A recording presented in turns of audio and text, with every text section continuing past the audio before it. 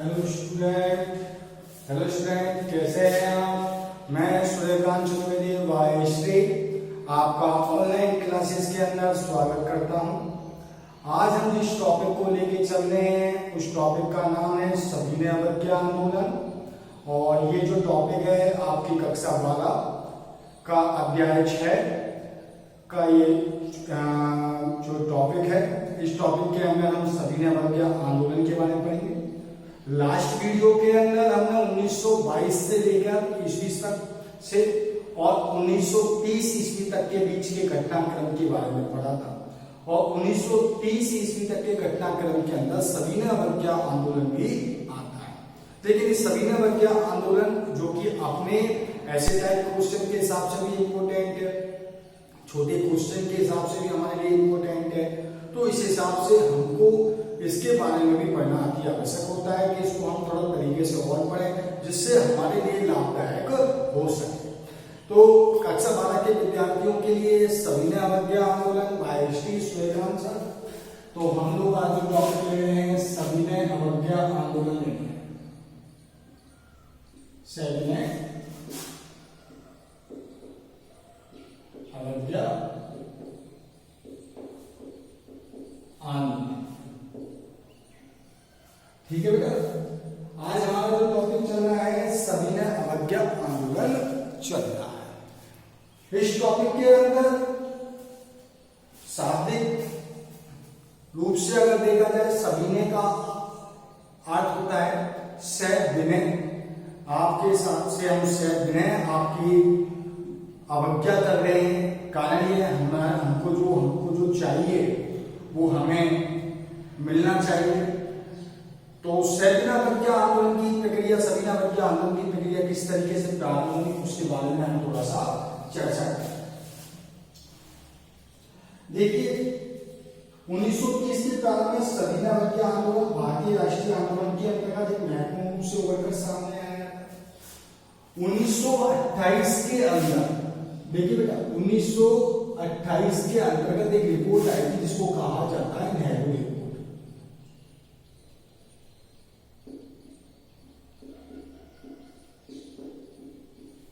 कौन सी रिपोर्ट कहा जाता है? नेहरू रिपोर्ट के नाम से जाना जाता है, जो 1928 के अंतर्गत आई। इस रिपोर्ट के अंतर्गत रिपोर्ट को ब्रिटिश सरकार के द्वारा क्या कर दिया गया था? अस्वीकृत कर दिया गया था। क्या कर दिया गया बेटा? अस्वीकृत कर दिया गया। 1928 की जो नेहरू रिपोर्ट है उसको ब्रिटिश सरकार के द्वारा अस्वीकृत होने पर ब्रिटिश सरकार द्वारा औपनिवेशिक स्वराज्य प्रदान नहीं किए जाने से भारतीय नेताओं में क्या हो गया? असंतोष व्याप्त हो गया। इसके अंदर जो मांग की गई थी वो किसकी बात की गई थी? औपनिवेशिक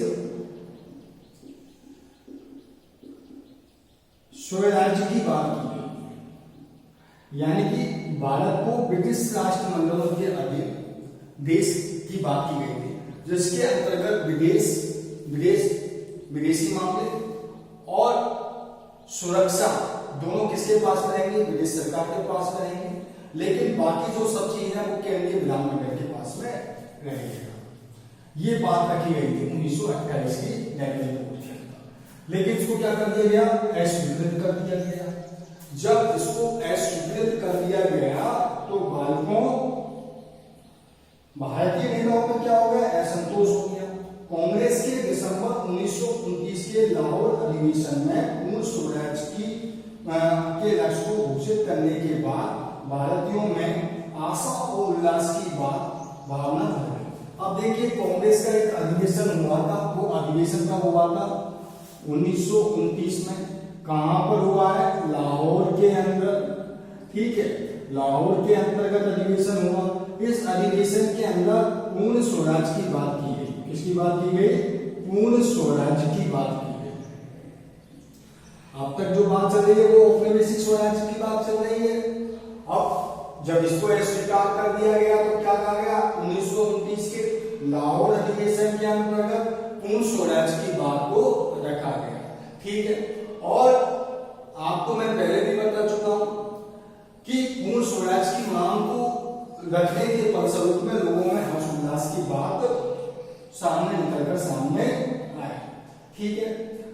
महात्मा गांधी ने अपने समाचार पत्र यंग इंडिया के माध्यम से वायसराय लॉर्ड इरविन के समक्ष 11 सूत्री मांगे रखी।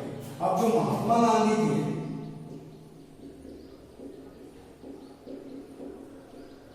उन्होंने अपने समाचार पत्र यंग इंडिया, ध्यान रखिएगा, इंडिया के माध्यम से वायसराय के समक्ष 11 सूत्री मांग रखी। कितने सूत्री मांग रखी है? 11 सूत्री मांग रखी है महात्मा गांधी ने अपने समाचार पत्र यंग इंडिया के माध्यम से 11 सूत्री मांग को रखा है। अब ये इन मांगों को ब्रिटिश सरकार द्वारा स्वीकार न किए जाने पर सभी ने आंदोलन करने का निश्चय किया। इसमें देखिए, अगर ब्रिटिश सरकार के द्वारा ये 11 सूत्री मांगों को स्वीकार नहीं किया जाता है तो कौन सा आंदोलन किया जाएगा? सविनय अवज्ञा आंदोलन। कौन सा आंदोलन किया जाएगा? सविनय अवज्ञा आंदोलन। ठीक है, प्रक्रिया कहां से 1928 की रिपोर्ट को स्वीकार कर दिया, जिसके अंदर औपनिवेशिक स्वराज की बात की गई है। ठीक है, जब इसको नहीं माना गया तो 1929 के अंदर लाहौर अधिवेशन के अंतर्गत पूर्ण स्वराज की मांग रखी गई कांग्रेस द्वारा। अब यहाँ पर महात्मा गांधी ने यंग इंडिया जो अपना समाचार पत्र उसमें 11 सूत्री मांगे रखी है, उनको स्वीकार नहीं करने पर महात्मा गांधी ने कहा कि हम कौन सा आंदोलन चालू करेंगे? सविनय अवज्ञा आंदोलन को प्रारंभ करेंगे। अब बेटा क्या हुआ? इन मांगों को ब्रिटिश सरकार द्वारा स्वीकार कर दिया गया। इन मांगों में लगान की कमी करना। अब इन मांगों में क्या करता? अब ये जो 11 सूत्री मांगे हैं, इन 11 सूत्री मांगों में क्या क्या रखा गया था उसके बारे में हम देखते हैं कि 11 सूत्री मांगों में क्या क्या चीज है, उसके बारे में हम चर्चा करते हैं कि 11 सूत्री मांगों में क्या क्या है। तो वो मैं आपको बता रहा हूं।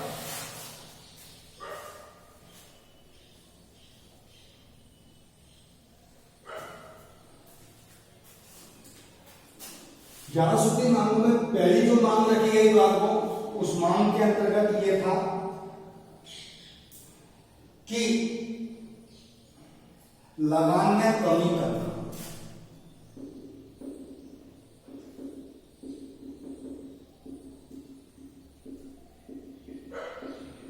किसमें कमी करना है?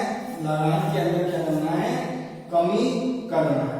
ठीक है, सैन्य व्यय में कमी करना है। दूसरी मांग क्या है? सैन्य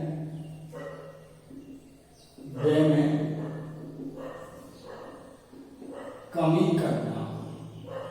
पहला है लगान में कमी करना, दूसरी मांग रखी गई सैन्य व्यय में कमी करना, रुपए की विनिमय दर घटाना, रुपए की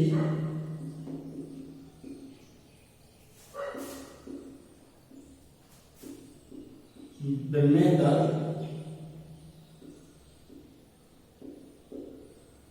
घटाना। रुपए की जो विनिमय दर है उसको क्या करना है बेटा?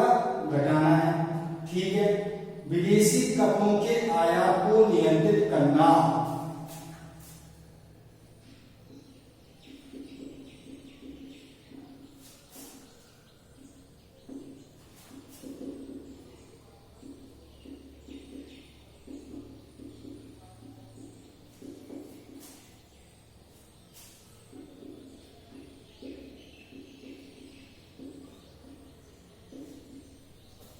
ठीक है, विदेशी जो कपड़े हैं उनके आयात को क्या करना? नियंत्रित करना है। नशीली वस्तुओं के बिक्री को बंद करना।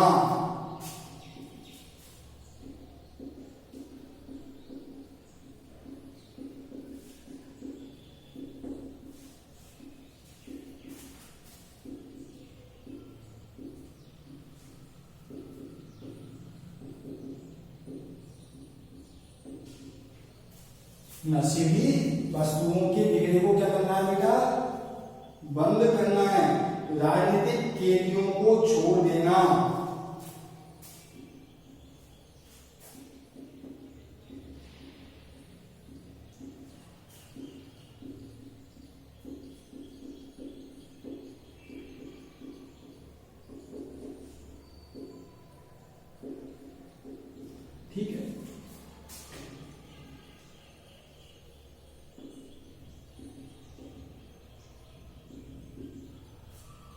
11 सूत्री मांगों के अंतर्गत ये प्रमुख मांगे जो मैं आपको बता रहा हूं, जो गांधी जी ने रखी थी वायसराय के सामने। इन मांगों में कौन कौन से थे? लगान की कमी करना है, सैन्य व्यय में क्या करना है बेटा? कमी करना है।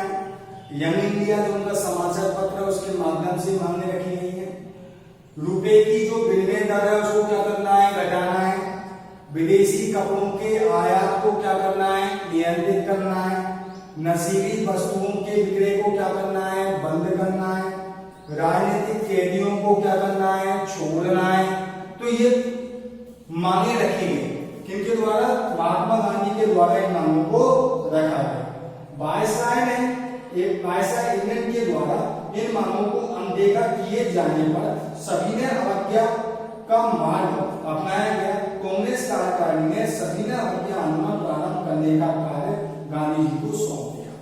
जब वायसराय इवरिन ने, इसमें इवरिन ने इन मांगों को क्या कर दिया बेटा? अनदेखा कर दिया। क्या कर दिया? अनदेखा कर दिया। तो ऐसी स्थिति में कांग्रेस कार्यकारिणी ने सविनय अवज्ञा आंदोलन को प्रारंभ करने का निश्चय किया और इस दायित्व को किसको सौंपा गया? महात्मा गांधी को सौंपा गया। ठीक है, दोबारा से देख लीजिए। लगान की कमी करना, सैन्य व्यय में कमी करना, रुपए की विनिमय दर को घटाना, विदेशी कपड़ों के आयात को नियंत्रित करना, नशीली वस्तुओं के विक्रय को बंद करना, राजनीतिक कैदियों को छोड़ देना। ठीक है, अगर इन मांगों को अनदेखा किया वायसराय इवरिन ने, जब अनदेखा किया तो उसका परिणाम स्वरूप में कांग्रेस कार्यकारिणी ने एक आंदोलन प्रारंभ करने का निश्चय किया। वो था सविनय अवज्ञा आंदोलन। और सविनय अवज्ञा आंदोलन का जो कार्य सौंपा वो किसको सौंपा गया? महात्मा गांधी के लिए वो सौंप दिया गया। अब आगे क्या हुआ? अब आगे ये हुआ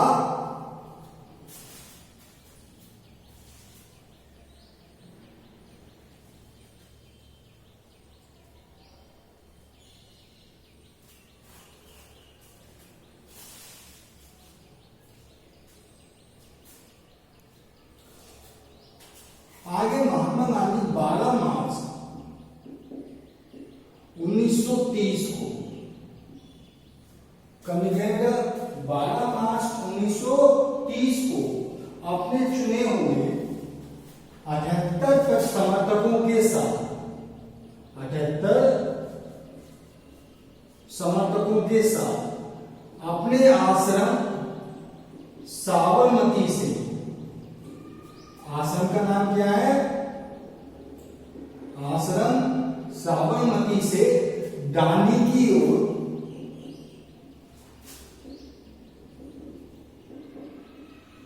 प्रस्थान किया। कहां की ओर प्रस्थान किया? दांडी की ओर प्रस्थान किया।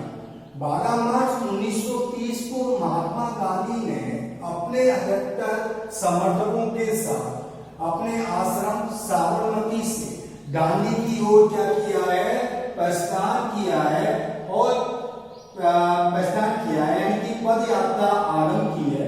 240 मील लंबी पद यात्रा 24 दिन में कर गांधी ने अपने सहयोगियों के साथ दांडी पहुंचे।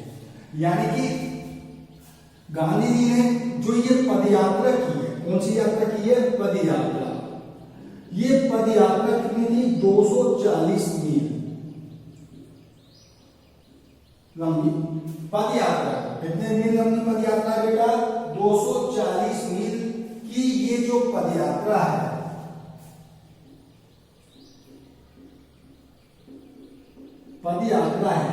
इसको अपने उन्होंने कितने दिनों में किया है? 24 दिनों में। कितने दिनों में किया है बेटा? 24 दिनों में पूरा कर दांडी में जाकर इन्होंने नमक बनाकर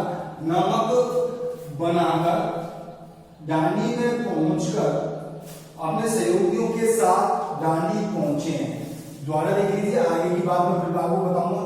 12 मार्च 1930 को अपने 78 प्रतिनिधियों के साथ या 78 समर्थकों के साथ गांधी जी अपने आश्रम साबरमती से दांडी की ओर प्रस्थान किया, यानी कि पदयात्रा प्रस्थान की।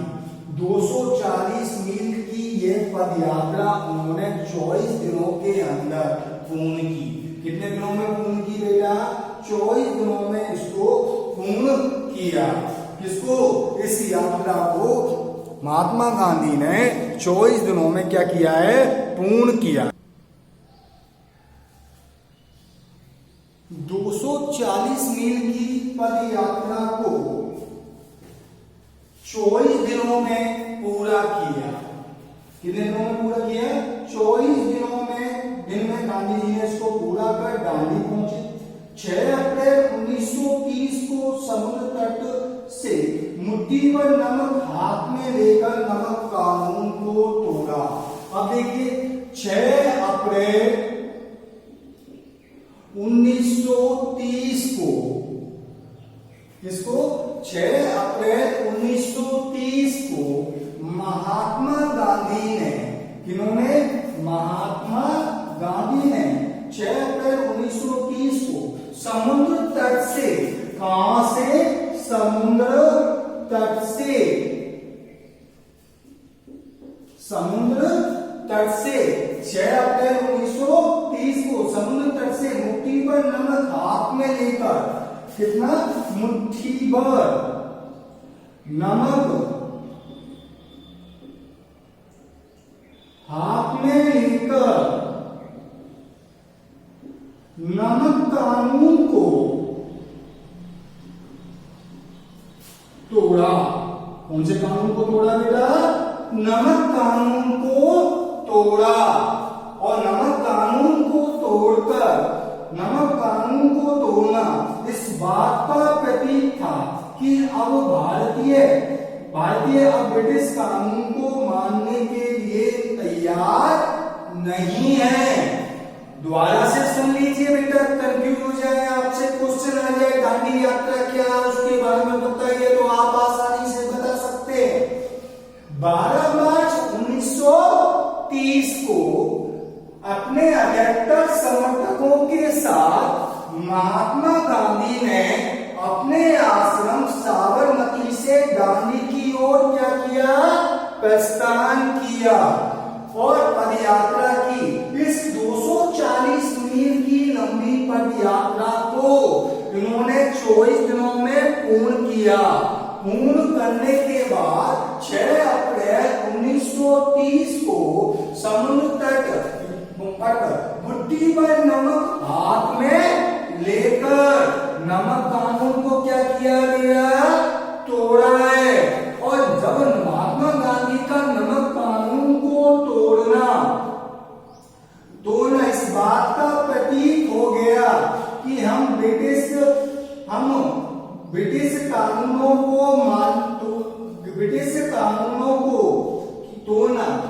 कानूनों को मानने को कतई तैयार नहीं है। किनको मानने को तैयार नहीं है? हम ब्रिटिश कानूनों को मानने को तैयार नहीं है। अब देश के विभिन्न भागों में नमक के माध्यम से नमक कानून तोड़ा गया और ब्रिटिश कानूनों को मानने से कतई मना किया गया, क्योंकि ब्रिटिश कानून को तोड़कर यह बात कही गई कि हम ब्रिटिश कानून को किसी भी प्रकार से हम स्वीकार करने के लिए तैयार नहीं है। इसको कहा जाता है गांधी की दांडी मार्च। क्या कहा जाता है बेटा? गांधी की दांडी मार्च कहा जाता है, गांधी की दांडी यात्रा कहा जाता है, महात्मा गांधी की दांडी यात्रा कहा जाता है। सुभाष चंद्र बोस ने गांधी की इस यात्रा की तुलना नेपोलियन की एल्वा से पेरिस मार्च से की है। नेपोलियन की कौन सी? एल्वा से पेरिस।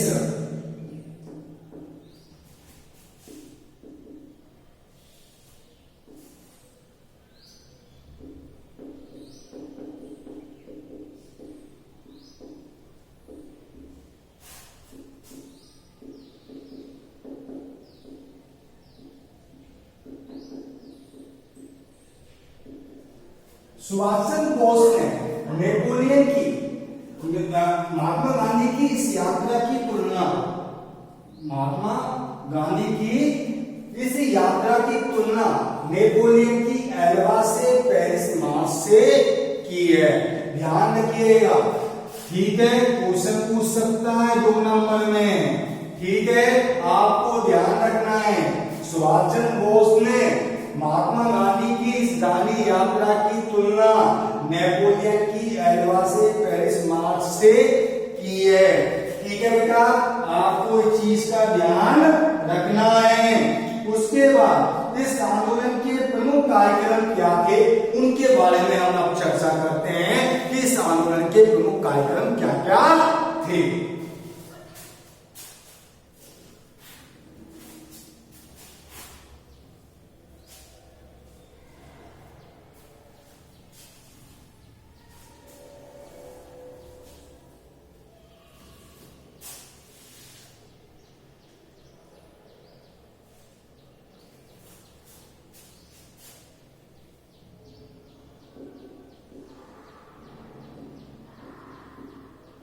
कार्यक्रम, अब इस सविनय अवज्ञा आंदोलन के अंतर्गत क्या क्या कार्यक्रम रखे गए। पहला था नमक कानून का उल्लंघन करना एवं स्वयं नमक बनाना।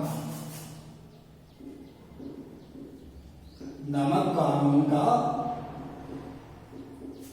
उल्लंघन करना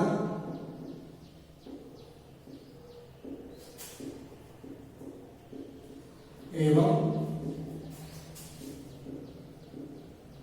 स्वयं कानून स्वयं नमक बनाना। पहला क्या है, नमक कानून का क्या करना है, उल्लंघन करना है। क्या करना है, नमक कानून का उल्लंघन करना है। नमक कानून का उल्लंघन करना है और स्वयं क्या बनाना है बेटा, नमक बनाना है। पहला कार्यक्रम ये था इसका। दूसरा कार्यक्रम ये था महिलाओं द्वारा शराब, अफीम तथा विदेशी वस्तुओं की दुकान पर धरना देना।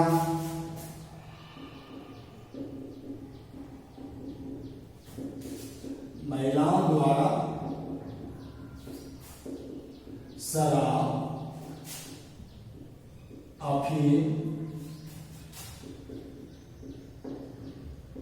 विदेशी कपड़ों की दुकान पर धरना देना। महिलाओं द्वारा शराब, अफीम, विदेशी कपड़ों की दुकान पर क्या करना है, धरना देना है। ठीक है, दूसरी चीज आ गई आपके सामने। तीसरी, धरना देना, सूत काटना, विदेशी वस्तुओं की होली जलाना। सूत काटना,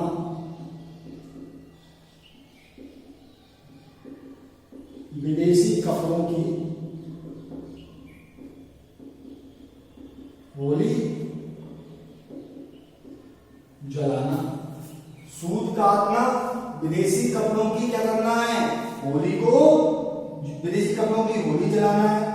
छात्रों द्वारा सरकारी स्कूल कॉलेजों को छोड़ना।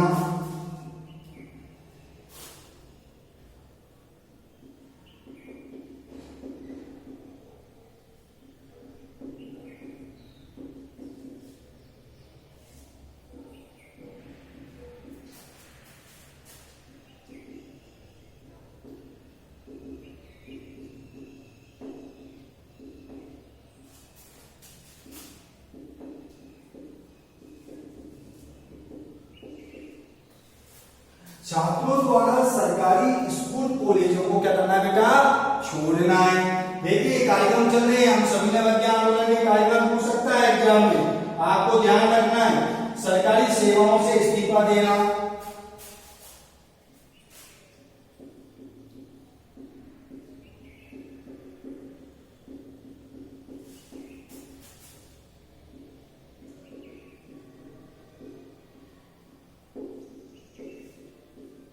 सरकारी सेवा से इस्तीफा देना और इसके बाद में छुआछूत त्यागना।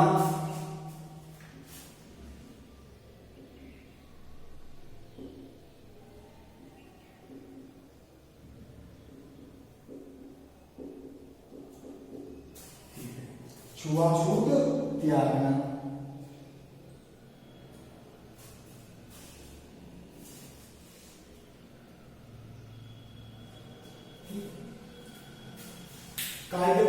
नमक कानून का उल्लंघन करना, बेटा ढंग से देख लीजिए, क्वेश्चन आ सकता है। सबीना हत्या आंदोलन के कार्यक्रम बताइए। नमक कानून का उल्लंघन करना और स्वयं नमक बनाना, ठीक है। महिलाओं द्वारा शराब, अफीम, विदेशी कपड़ों की दुकान पर धरना देना। सूद काटना, ठीक है। सूद काटने से मतलब आप किसकी ओर जा रहे हैं? स्वदेशी की ओर जा रहे हैं। विदेशी कपड़ों की होली जलाना। छात्रों द्वारा सरकारी स्कूल कॉलेजों को छोड़ना, ठीक है। सरकारी सेवा से इस्तीफा देना और छुआछूत त्यागना। ये क्या थे? इसके कार्यक्रम थे। क्या थे बेटा? ये इसके महत्वपूर्ण कार्यक्रम थे जिनके बारे में हम चर्चा कर रहे हैं। अब ठीक है, अब ये जो इसके कार्यक्रम थे इसमें क्या है? अब देखिए, जन आंदोलन में प्रदर्शन, हड़ताल, बहिष्कार, धरने, बहुत बड़ी संख्या में युवा, महिला, किसान, मजदूर आदि ने सक्रिय रूप से भाग लिया। प्रमुख नेता के रूप में महात्मा गांधी, सरदार वल्लभ भाई पटेल, जवाहरलाल नेहरू सहित हजारों सत्याग्रही को क्या बना दिया गया? बंदी बना दिया गया। जो हजारों सत्याग्रही थे, उन हजारों सत्याग्रहियों को क्या बना दिया गया बेटा? बंदी बना दिया गया। और बंदी बनाने के पश्चात में महाराष्ट्र, कर्नाटक, मध्य प्रांत में वन नियमों का क्या किया गया? उल्लंघन किया गया। कहां पर किया गया? महाराष्ट्र। कहां पर किया गया बेटा? महाराष्ट्र। महाराष्ट्र के बाद में दूसरा आता है हमारा कर्नाटक, मध्य भारत। महाराष्ट्र, कर्नाटक, मध्य भारत। महाराष्ट्र, कर्नाटक, मध्य भारत में वन नियम, कौन से नियम बेटा? वन नियमों का उल्लंघन किया गया, ठीक है। महाराष्ट्र, कर्नाटक, मध्य भारत में वन जो नियम है, उन वन नियमों का क्या किया गया है? उल्लंघन किया गया है। इन वन नियमों का क्या किया गया बेटा? उल्लंघन किया गया। कहां पर? यहाँ महाराष्ट्र, कर्नाटक और मध्य भारत के अंदर। अब देखिए प्रक्रिया के अंदर है, समुद्र तट से दूर बिहार के लोगों ने चौकीदारी कर देने से मना कर दिया। जो समुद्र तट से दूर थे बिहार के लोग, उन्होंने चौकीदारी कर देने से क्या कर दिया? मना कर दिया। कौन सा करता? चौकीदारी कर। चौकीदारी जो करता उसको लोगों ने देने से मना कर दिया। अब चौकीदारी कर को देने से मना कर दिया, उसके पश्चात में ये सरकार की ओर से गुप्तचरी भी किया करते थे। और ये लोग क्या करते थे? सरकार की ओर से गुप्तचरी भी किया करते थे। उत्तर प्रदेश में लगान देने का आंदोलन चलाया गया। और यूपी के अंदर क्या किया गया? उत्तर प्रदेश में कि हमको तो लगान देना ही नहीं है, उसके लिए उन्होंने क्या चला दिया? आंदोलन चला दिया। उसके पश्चात चंद्र सिंह गढ़वाली की अपील पर गढ़वाली सैनिकों ने पेशावर के आंदोलनकारियों पर गोली चलाने से मना कर दिया और देश प्रेम को प्रदर्शित किया। और गढ़वाली जो सैनिक थे, उन्होंने क्या किया कि किसी भी तरीके से उन्होंने आंदोलनकारियों को गोली चलाने से मना कर दिया और देशभक्ति का क्या किया? परिचय दिया इन्होंने। सोलापुर में आंदोलनकारियों ने कई अंग्रेजी संस्थानों को जलाकर क्या कर दिया? राष्ट्रीय ध्वज भी फहरा दिया। कहाँ की घटना है ये? सोलापुर की। कहाँ की घटना बेटा? सोलापुर। सोलापुर के अंदर तो क्या किया आंदोलनकारियों ने? सरकारी जो संस्था थी उनको जला दिया और जलाने के बाद में अपना क्या है? राष्ट्रीय जो ध्वज है, उस राष्ट्रीय ध्वज को क्या किया? फहरा दिया।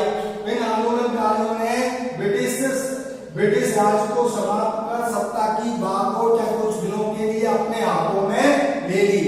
ये जो आंदोलनकारी थे, उन्होंने ब्रिटिश सत्ता को समाप्त कर कुछ दिनों के लिए ये जो आंदोलन की जो बागडोर थी, इस आंदोलन की बागडोर को अपने हाथों में ले लिया। किसको ले लिया? इस आंदोलन की जो बागडोर है उसको अपने हाथों में ले लिया। जब इस आंदोलन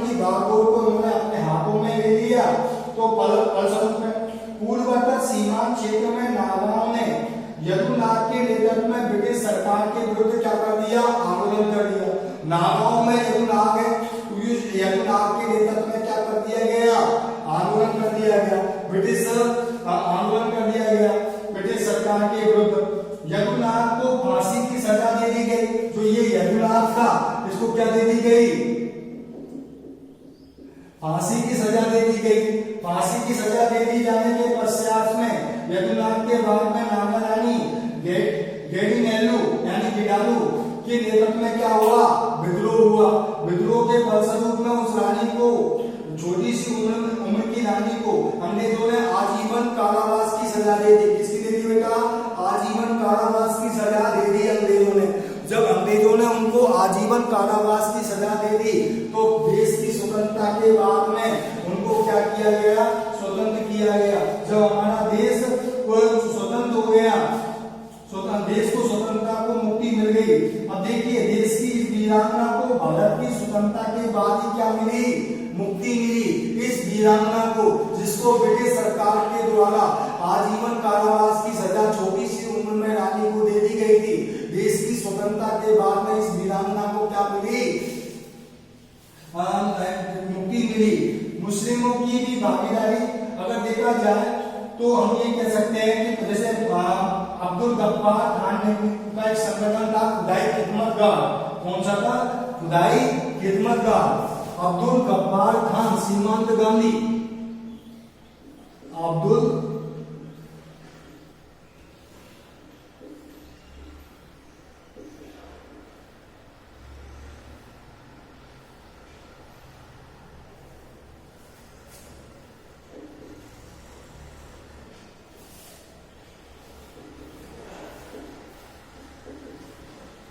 उनका एक संगठन था, उस संगठन का नाम था खुदाई खिदमतगार।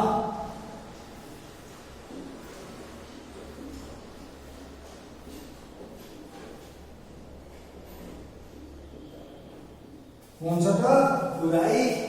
अब्दुल गफ्फार खान का जो संगठन था उसका नाम था खुदाई खिदमतगार, खुदाई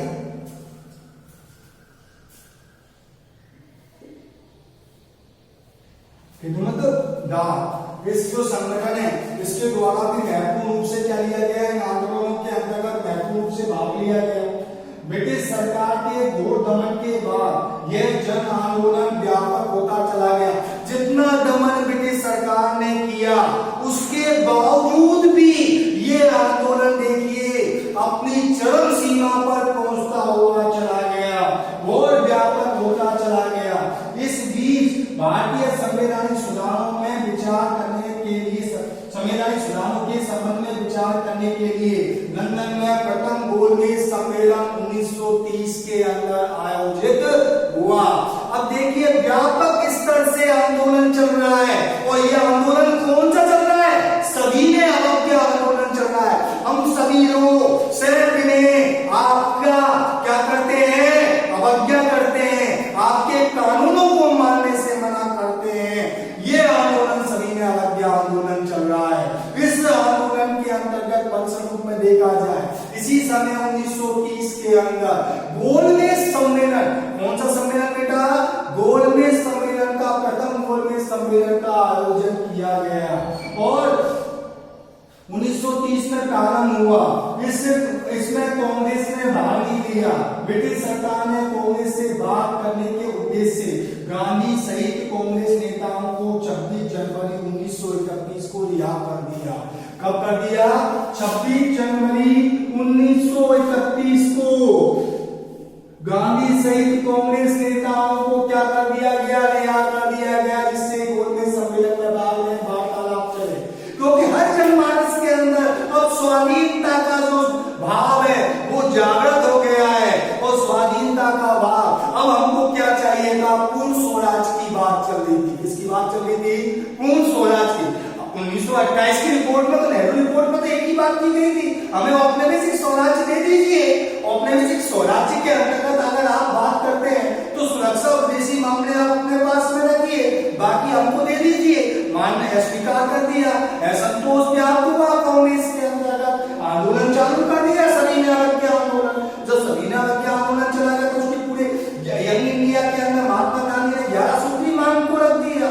11 सूत्री मांग के फलस्वरूप में पिटानी मार्च किया, नमक तोड़ा, नमक कानून को तोड़कर उल्लंघन किया कि हम आपके कानूनों को नहीं मानते। किनको नहीं मानते?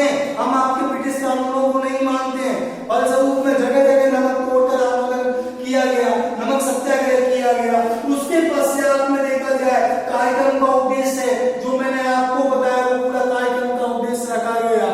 फलस्वरूप में इसके बाद में जगह जगह पर लोगों ने लगान देने से मना कर दिया, चौकीदारी कर देने से मना कर दिया। हर जगह लोगों ने इस आंदोलन, इस स्वाधीनता संग्राम के इस चरण के अंदर लोगों ने बढ़ चढ़कर हिस्सा लिया। पूरे देश के अंदर स्वाधीनता की अलग जाग उठी थी कि हमें तो अपने आप को स्वाधीन होना है, स्वराज को प्राप्त करना है। तो ये सब भाव के प्रचुरमाने की कर्नाटक, महाराष्ट्र, कर्नाटक, मध्य भारत के अंदर तो वन नियमों का ही उल्लंघन कर दिया। अब इस तरीके से अगर देखा जाए तो के साथ देखो अब्दुल गफ्फार खान ने खुदाई खिदमत गार्ड के माध्यम से इस आंदोलन में बढ़ चढ़ के भाग लिया। 26 जनवरी 1931 को महात्मा गांधी और कांग्रेस के अन्य व्यक्तियों को क्यों किया गया, उनको जेल से रिहा किया गया, कारण गोलमेज सम्मेलन में भाग नहीं देंगे। 1930 में गोलमेज सम्मेलन का आयोजन करने की बात की गई, जिसमें आरंभ हुआ। 1931 के अंतर्गत कांग्रेस ने भाग नहीं लिया। 1931 के अंतर्गत 26 जनवरी 1931 के अंतर्गत इनको रिहा कर दिया गया। अब बेटा हमारा आता है गांधी इरविन समझौता, जिसको कहा जाता है दिल्ली पैक्ट के नाम से भी जाना जाता है। किस नाम से जाना जाता है? दिल्ली पैक्ट के नाम से भी जाना जाता है।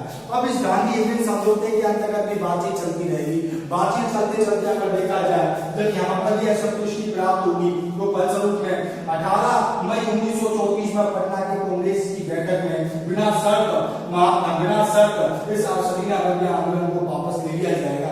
लेकिन उससे पहले हम लोग जो पढ़ेंगे दिल्ली पैक्ट पढ़ेंगे, गांधी इरविन समझौता पढ़ेंगे, तीनों गोलमेज सम्मेलन नेक्स्ट वीडियो के अंदर पढ़ेंगे। आप पढ़ रहे हैं सूर्यकांत सर, कंटिन्यू आप मेरे वीडियो से जुड़े हुए रहिए, आपके लिए लाभदायक होगा। अभी हमारा जो टॉपिक चल रहा है सविनय अवज्ञा आंदोलन चल रहा है। कल हम जो टॉपिक लेके आएंगे उस टॉपिक के अंतर्गत दिल्ली पैक्ट लेके आएंगे। और आपको मैं बताना चाहूंगा कि आगे की अगर बात की जाए तो 23 आगे से देखिए तो गांधी जी को जब गोलमेज सम्मेलन में बात की गई, गांधी जी वापस आ गए तो फलस्वरूप में गांधी जी को क्या कर दिया गया? जेल में बंद कर दिया गया। गांधी जी ने जेल में भी अनशन चालू कर दिया, जेल में। फलस्वरूप बिगड़ती हालत को देखकर 23 अगस्त 1933 को गांधी जी को क्या कर दिया गया? रिहा कर दिया गया। कब कर दिया गया? 23 अगस्त 1933 को गांधी जी को क्या कर दिया गया बेटा? रिहा कर दिया गया। गांधी जी को रिहा करने के फलस्वरूप में जब गांधी जी को रिहा कर दिया गया तो गांधी जी राजनीति से कुछ अलग हो गए, अछूतोष कार्यक्रम में लग गए और राजनीति से अलग हुए, अछूतोष कार्यक्रम तथा अन्य सामाजिक कार्यक्रमों में लग गए। 18 मई 1934 को पटना कांग्रेस अधिवेशन के अंतर्गत, पटना के कांग्रेस अधिवेशन के अंतर्गत 18 मई 1934 को बेटा कब? 18 मई 1934 कांग्रेस का कौन सा अधिवेशन है? पटना अधिवेशन। ध्यान रखिएगा 18 मई 1934 को कांग्रेस के पटना अधिवेशन के अंतर्गत गांधी जी ने बिना शर्त सविनय अवज्ञा आंदोलन को क्या ले लिया? वापस ले लिया था। सविनय अवज्ञा आंदोलन क्या ले लिया था बेटा? वापस ले लिया था। और इसी के साथ में अगर देखा जाए तो हमारा आज का टॉपिक क्या होता है? समाप्त होता है। ठीक है, नेक्स्ट टॉपिक के अंदर, नेक्स्ट वीडियो के अंदर हम फिर आ रहे हैं आपके पास में दिल्ली में गोलमेज सम्मेलन राउंड टेबल, उसको लेकर फिर आ रहे हैं। देखते रहिए और मेरे से जुड़े रहिए और इन क्लासों का फायदा लीजिए। आप पढ़ रहे थे कक्षा 12 इतिहास अध्याय 6 के अंतर्गत सविनय अवज्ञा आंदोलन, इस टॉपिक के बारे में पढ़े थे। ठीक है बेटा, आज के लिए